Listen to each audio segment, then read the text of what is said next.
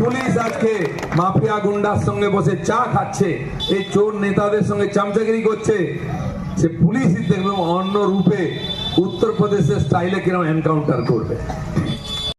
2020-21 যখন কোভিড হয়েছিল, সব বন্ধ হয়ে গেছিল, 21 সালে নির্বাচনের আগে এখানকার সমস্ত আখড়া বন্ধ করা হয়েছিল।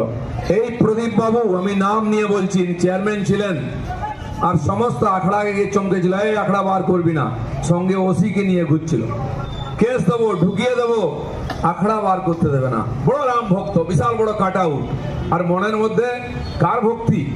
কেবল ভোটের ভক্তি, রাজনীতি আছে। আমরা সবাই মিলে বেরিয়েছিলাম, আমার পার্টির কর্মীরা, এখানকার যারা রাম ভক্তি, রাম নবমীর সঙ্গে যুক্ত আখড়া করেন, গিয়ে আমরা বলেছিলাম আপনারা আখড়া বার করুন, আমরা সঙ্গে থাকবো, কোনো বেটা গায়ে হাত দিতে পারবে না। এবং বেরিয়েছিল, কেস হয়েছিল, কেস ওদের নামে হয়নি, আমার নামে কেস হয়েছিল। আমার নাম চরণজিৎ আছে এখানে, তার নাম, আরো 2-3 জনের নামে কেস দেওয়া হয়েছিল। আমরা নাকি অস্ত্র নিয়ে ভয় দেখিয়েছি। যে ভয় পাবে তাকে তো দিলীপ ঘোষ ভয় দেখাবেই। তুমি ভয় পাও কেন ভাই? দম থাকলে সামনে আসো। অন্যের মাল লুট করবে, চুরি করবে, পেছনে লাগবে, আর পুলিশ দিয়ে চমকে ভোট করতে যাবে, তো আমি চমকাবো না? চমকাবো, চমকেই রাজনীতি করেছি। খড়গপুরের লোক সেই জন্য দিলীপ ঘোষকে ভোট দেয়, আবার দেবে। এখানকার গুন্ডা মাফিয়ার বিরুদ্ধে আমি লড়াই করেছি, আবার লড়বো যতদিন থাকবো।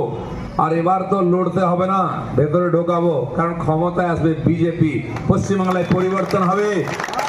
যে পুলিশ আজকে মাফিয়া গুন্ডার সঙ্গে বসে চা খাচ্ছে, এই চোর নেতাদের সঙ্গে চামচাগিরি করছে, সে পুলিশই দেখবে অন্য রূপে উত্তরপ্রদেশের স্টাইলে কিরকম এনকাউন্টার করবে, কিরকম ভেতরে ঢোকাবে, দেখে নেবেন।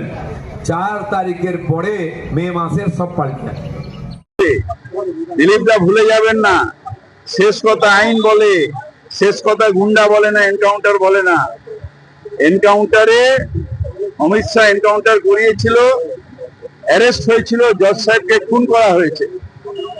তারপরেও অমিত শাহকে ক্লিন চিট দিয়েছে সিবিআই, যেহেতু সেন্ট্রাল গভর্নমেন্টের পাওয়ার এসছে। পাওয়ার কিন্তু আবার চেঞ্জ হবে। দিলীপ ঘোষ বলছেন যে আমার বিরুদ্ধে অভিযোগ অস্ত্র দেখিয়ে ভয় দেখিয়েছে, বলছে যে বেটা ভয় পাবে দিলীপ ঘোষ তাকে ভয় দেখাবে। তুমি ভয় পাও কেন? দম থাকলে এগিয়ে এসো। দেখুন, আমি এগুলো কারোর ব্যক্তিগত বলতে চাই না, কিন্তু গুন্ডামি শেষ কথা বলবে না। শেষ